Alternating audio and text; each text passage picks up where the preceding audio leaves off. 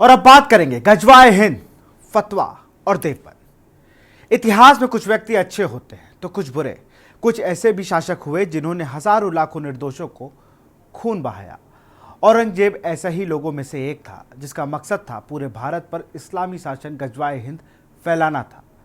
भारत के खिलाफ औरंगजेब की सोच का आज इस्लामी कट्टरपंथी गुणगान करते नहीं ढक रहे। क्या इसके पीछे उनकी गजवाए हिंद वाली सोच है? क्योंकि सहारनपुर में देश की सबसे बड़ी इस्लामिक संस्था दारुल उलूम देवबंद ने गजवाए हिंद यानी भारत पर आक्रमण को मान्यता देने वाले फतवे को महिमा मंडित करते हुए इस्लामिक दृष्टिकोण से वैध ठहराया है, जिसको लेकर कई सवाल खड़े हो रहे हैं। देखिए इस रिपोर्ट में।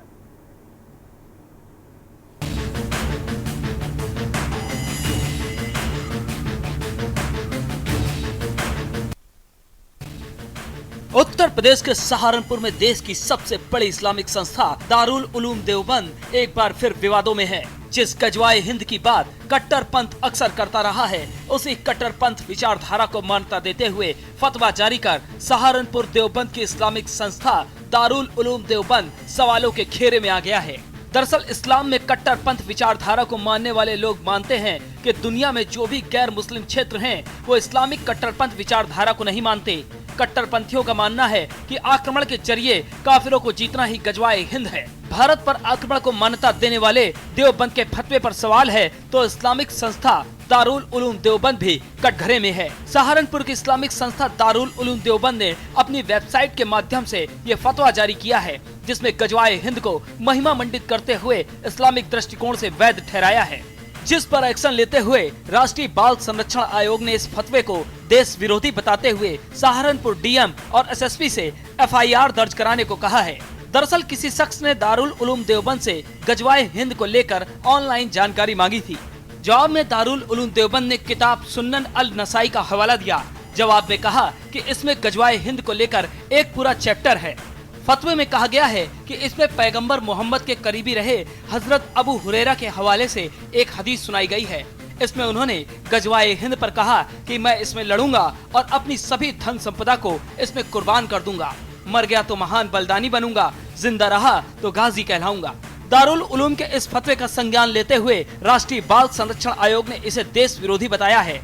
प्रियंक कानूनगो ने सहारनपुर के डीएम और एसएसपी को पत्र भेजकर इस मामले में एफआईआर दर्ज कराने को कहा, जिसके बाद सहारनपुर के जिला अधिकारी दिनेश चंद्र ने एसडीएम और सीओ देवबंद को जांच के बाद कार्रवाई के आदेश दिए हैं। एनसीपीसीआर ने ये आदेश दिए हैं कि ये अगेंस्ट है, बच्चों के राइट्स के अनुसार अधिकारों के हनन है और तमाम कानून की परिधियों के प्रतिकूल है।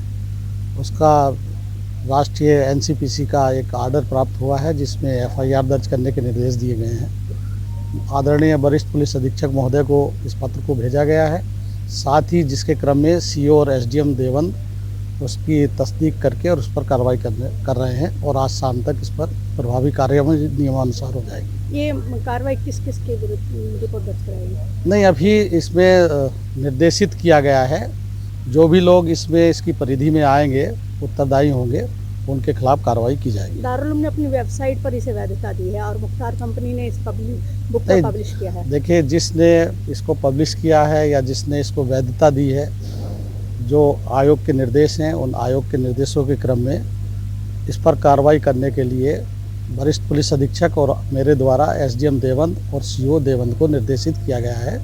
शाम तक इस पर कार्रवाई नियमानुसार। बता दें, पड़ोसी मुल्क पाकिस्तान गजवाए हिंद वाली सोच से ही चलता है, जहां हिंदुओं पर आए दिन अत्याचार की खबरें सामने आती रहती हैं। लेकिन भारत के राज्य उत्तर प्रदेश के सहारनपुर जिले में इस्लामिक संस्था दारुल उलूम देवबंद गजवाए हिंद को मान्यता देकर भारत में फैल रहे गजवाए हिंद की जड़ों को खोल दिया है और इनके क्रियाकलाप ये जग जाहिर है।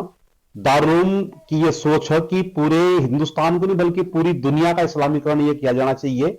और अभी कुछ दिनों पूर्व यहां से कुछ पाठ्यक्रम जो जब्त किया गया था और जिसमें इस प्रकार की सामग्री थी कि गजवाए हिंद को और हम समर्थन करते हैं, और उसी को आधार बनाकर और बाल अधिकार संरक्षण आयोग के द्वारा और यहाँ के डीएम और एसएसपी को यह पत्र जारी किया गया है कि दारुल उलूम के खिलाफ और इसके फतवे के खिलाफ और ये एफआईआर दर्ज होनी चाहिए।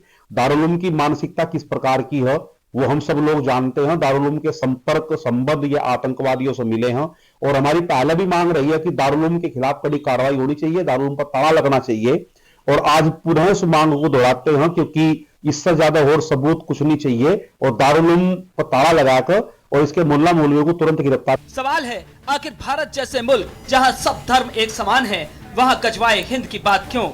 पाकिस्तान की कट्टरपंथ वाली सोच भारत में क्यों? इस्लामिक शिक्षा के संस्थान में भारत विरोधी बात क्यों? भारत में रहकर फतवे के जरिए गजवाए हिंद का महिमा मंडन क्यों? स्पेशल डेस्क के न्यूज इंडिया। तो स्पेशल रिपोर्ट में फिलहाल इतना ही। देखते रहिए के न्यूज इंडिया। नमस्कार।